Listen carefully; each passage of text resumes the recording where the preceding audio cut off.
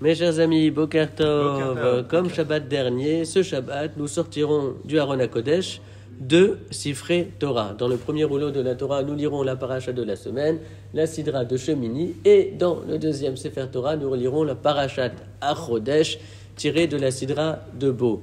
La parachat HaChodesh est, comme son nom l'indique, consacrée à Rosh Chodesh, c'est-à-dire aux différentes lois relatives à la néoménie, à la proclamation de la néoménie, et notamment au fait que lorsqu'il s'agira pour nous de compter les mois de l'année, on doit toujours commencer par Nissan et le considérer comme étant le premier mois de l'année, Nissan comme étant le mois de la sortie d'Égypte. Et puis ensuite, la Parashat HaChodesh expose les lois relatives à la fête de Pessah en général et aussi de manière détaillée, puisque le texte nous expose les lois du Korban Pessah, du Seder de Pessah, les lois des Yamim Tovim, les jours de fête, les jours chômés, les lois relatives au Chametz, etc.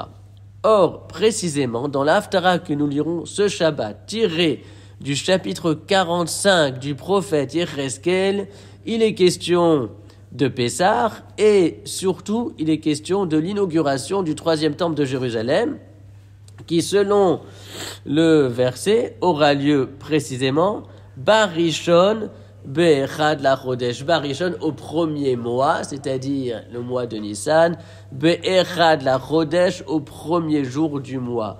Au premier mois, au premier jour du mois, tu prendras, nous dit le texte, un jeune taureau sans défaut et tu purifieras le sanctuaire. Et le texte décrit donc l'inauguration du troisième temple qui aura lieu un premier Nissan, comme ce fut d'ailleurs le cas pour le Mishkan, pour le sanctuaire du désert.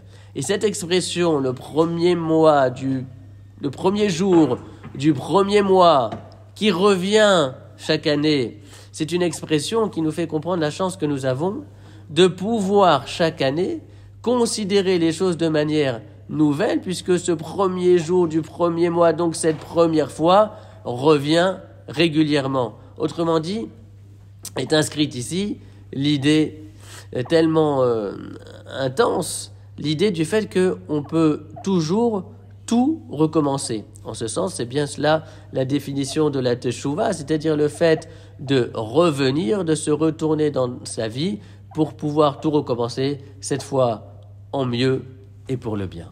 D'accord.